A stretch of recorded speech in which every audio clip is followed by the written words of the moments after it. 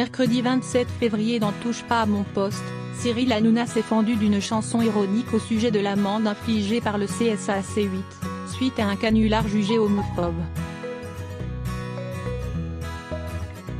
Contacté, le CSA indique que la sanction est définitive. Cyril Hanouna en veut toujours au CSA. Même 2 ans après l'énorme polémique du canular téléphonique jugé homophobe, qui avait provoqué une vague de signalements, au CSA évalue une amende de 3 millions d'euros à C8. L'animateur ne rate jamais l'occasion de se rappeler au bon souvenir de l'autorité de régulation audiovisuelle.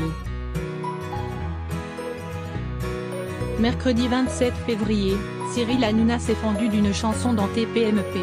Sur le ton de l'humour, il réclame au CSA de lui rendre ses millions, avant d'asséner une pique à victime favorite, Olivier Schramek, l'ancien président de l'instance. Sous couvert d'humour, l'animateur se fait l'écho du sentiment d'injustice qui anime les dirigeants de la chaîne, propriété de l'industriel Vincent Bolloré.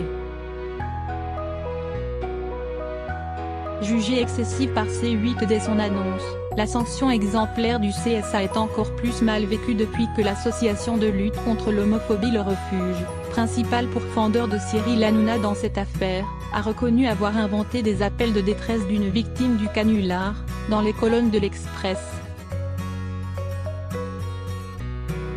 Manœuvre douteuse qui visait sans doute à alourdir le dossier Cyril Hanouna, en vue du traitement de l'affaire par le CSA.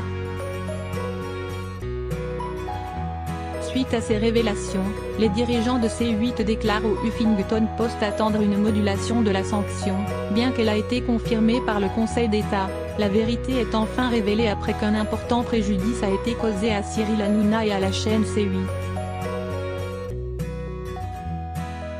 C'est notamment à partir de ce faux témoignage que le CSA a pris la décision de lourdement sanctionner la chaîne. Nous espérons que le CSA de lui-même reviendra sur ce préjudice, s'épanche-t-il dans les colonnes du Pure Player. Impossible, a répondu le CSA à Capital, qui rappelle que la sanction définie par ses soins a été confirmée par la plus haute juridiction administrative française. L'instance précise également que sa décision n'était absolument pas basée sur les témoignages livrés par le refuge, mais seulement sur le droit. À l'époque, le CSA justifiait l'amende par l'atteinte au respect de la vie privée des victimes du canular et les clichés sur les personnes homosexuelles véhiculés par l'animateur. Le recours devant la juridiction administrative déposé par les dirigeants de C8 après l'affaire n'ayant pas abouti, il y a fort à parier qu'ils auront du mal à recouvrer une partie de l'amende, comme ils l'espèrent.